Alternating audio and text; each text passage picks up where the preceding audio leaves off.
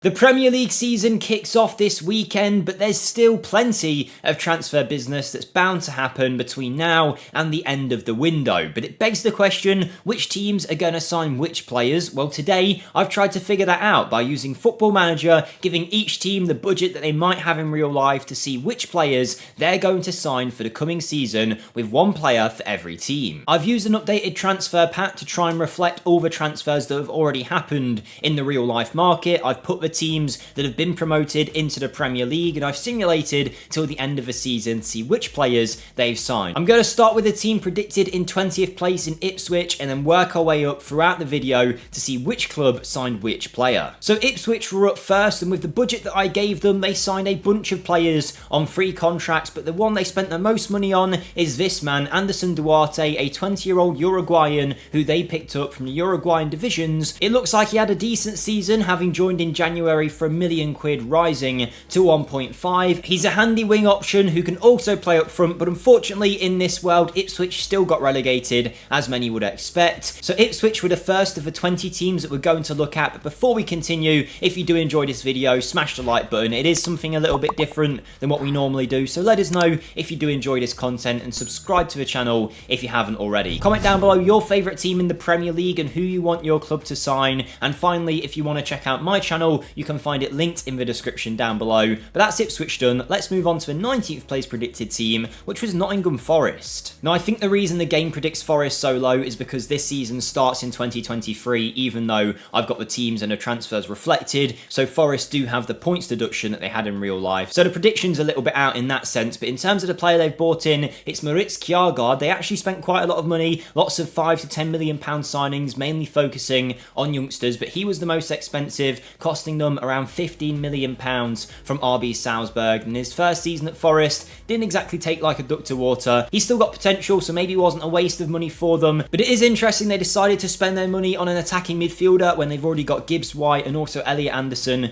who's joined from Newcastle. But either way, this was Forest's pick. And for our final relegation team, we've got Southampton, whose most expensive transfer was a loan for Real Madrid Spanish striker Juanmi Latasa, who I don't actually know anything about, but it looks like he's been on loan at Getafe and has been a big part of Real Madrid's B team. But they loaned him in with an option to buy of 15 million, 14 appearances, mainly as a starter with 4 goals. Isn't the worst return in the world for a Southampton team. It is really interesting to see where Football Manager is deeming these teams' weaknesses to be. In this case, Southampton, clearly according to the game, need a striker, but there's some more interesting ones as we go along, of course. Everton, in my opinion, have had the best transfer so far. They were predicted just outside the relegation zone because of their points deduction, but they spent a pretty big chunk of cash on Jonathan Rowe of Norwich, one of the Championship's best players. They signed him for £15 million, rising to 17. He hasn't necessarily done amazing for them just yet, but a very handy option on the wing, and I think there'll be many Everton fans that agree that that might be an area that the club wants to improve upon. Crystal Palace's biggest signing was a centre-back. They've gone for the Danish 25-year-old Victor Nelson, maybe to partner up with his Danish teammate in Joachim Andersen at the back, but he's already on the transfer list, so clearly it did not work out, and actually it's because Crystal Palace got relegated, and for that reason he wants to leave. He signed for a fee of around 11 million, rising to 12 from the Turkish divisions with Galatasaray, a good centre-back in Football Manager, but here it did not work out for him at all. 10 appearances, played really poorly when he was on the pitch as well, so another one where the transfer did not quite work out.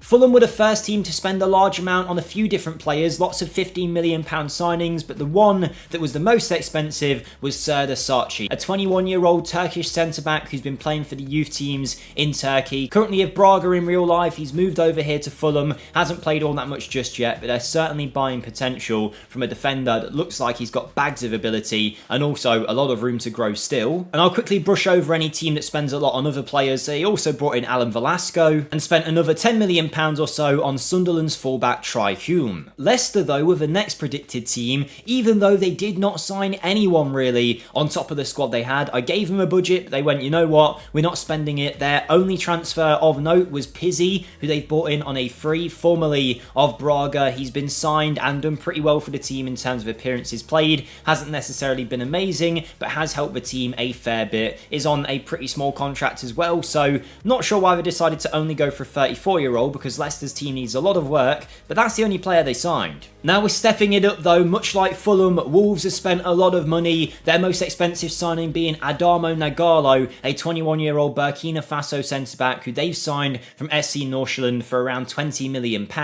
Also signing was the German Eric Martel. Another centre-back signed for £10 million, this was the Brazilian Kaiki, so clearly the game deems Wolves' defence a weakness. And their final big money signing was Jordan James, signing from Birmingham for just over £10 million. Bournemouth bought a lot of players for £1 or £2 million, but the one they spent the biggest money on was a striker. It's Greek 24-year-old Fotis Ioannidis, who they've picked up from Panathinaikos. He's came to the club, played 10 times, scored 3 goals for around 20 million. You could argue that the team would have wanted more. So for Bournemouth, this being the best signing was kind of underwhelming. But our final team predicted in the bottom half of the table was Brentford, and they spent around £10 million on Bashir Humphreys, a centre-back from Chelsea, who I don't actually think is Premier League quality in FM at this stage, so it seems like a weird transfer to make, but it's what they went for. The game must think that Brentford are light at centre-back, so Humphreys was the man they went for, and no one else. Into the top half with Brighton, and their most exciting transfer, despite a hefty budget, was Clement Longley on a loan from Barcelona. There is a 3.9 million fee at the end of it should they want to pay it, but it doesn't look like they'll go for it, having only used him 3 times. Now, just to let you know, I don't actually know if Longley is still at Barcelona. He very well might be, but this transfer update that I'm using is a few days outdated, so there might be a few players that maybe should have moved to a different club that haven't done so yet, so just bear that in mind with any player that might look out of place. The best transfer window that I've seen yet though is West Ham, who are already having a great window in real life. In the game, they've then gone on to pick up Memphis Depay on a free. Also, Brazilian 31-year-old Rafinha signed on a free contract, and a new right back was signed in Brandon Soppy for £10 million, and they added a young Argentinian defender as well, Nicolas Romero, signing from Atletico Tucumán in Argentina for a fee of £5 million. Only played 3 times, but definitely one for the future and a very good window for West Ham. All the teams following now though were predicted in the top 8, so you've got your traditional top 6 as well as Newcastle and Aston Villa, and I think all of these teams have had some real interesting business done. Aston Villa have given Ollie Watkins some competition with the signing of Gabriel Barbosa, the 27-year-old forward signing from the Brazilian leagues from Flamengo, where he's came in and had a really good season actually for Villa in his first year at the club. But they actually spent a little bit more on another Brazilian striker from the same team again. This is Pedro, who they've picked up from Flamengo. Didn't do quite as well as Gabigol did, but he only signed in January, so he can give a little bit of leeway there. Of course, Chelsea spent some money, and much like real life, they spent it all on young players. The most expensive and the most notable was Wilfried Gnonto, who was signed from Leeds for a fee of £28 million,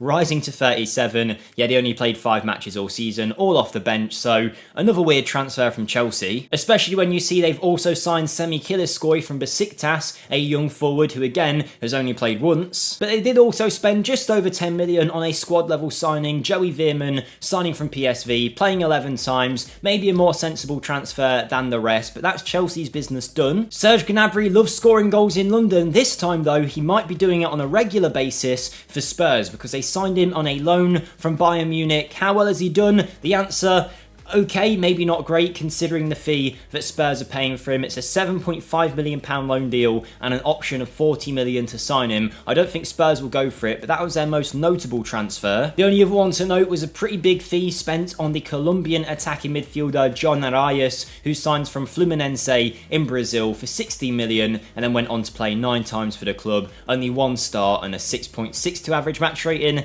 Maybe another player that hasn't quite worked out for Spurs. Into the top 5 now, and we've got Manchester United up next, who by far had the most surprising transfer of the lot, because they brought in Gabriel of Arsenal on a loan with a mandatory fee of 16 million. He only played 8 times. I don't know why Arsenal would have been willing to let him go. It looks like he played half a season and then joined Man U in January. Maybe it doesn't work out for him this year alongside Saliba, but he signed for United. There was also a £30 million transfer for the young Ivorian striker Karim Konate. Leipzig's German fullback David Raum signed for 30 30 mil. And Fluminense's Andre has also been added to Manchester United's midfield. Maybe he's a long-term replacement for Casemiro in that United side. Just above them though, predicted in 4th, was Newcastle, who spent a crazy amount of money from the funds I gave them. The first signing was Jonathan Tah, the 28-year-old German defender, signing for 31 million. Winger Karim Atakoglu was also picked up. Turkish 25-year-old signed from Galatasaray for 27 million and had a decent performance when he did play in his 14 starts for the club. But they then spent 56 million pounds on Lucas Torreira, another one from Galatasaray, and then he only went on to play 8 times, having signed in January. I didn't really get this transfer at all. I don't know why Newcastle needed him, but hey ho, that's who they went for, and that was probably one of the biggest transfers of this whole simulation. Liverpool added to their midfield ranks by signing Adrien Rabiot on a free. Age 29, the Frenchman is still a very talented midfielder. After his contract was up at Juve, he signed for Liverpool and played pretty regularly for the club, not putting too much of a foot wrong, but not being a major success either. But they were clearly planning for the future when Virgil van Dijk is going to leave, because they've spent a big fee on the Senegalese 22-year-old Aruna Sante, who looks decent, but is he really worth the money they paid? I'm not sure. You guys decide. They paid 38 million, rising to 48 from Ligue 1 side Havre, and then he only played 1 time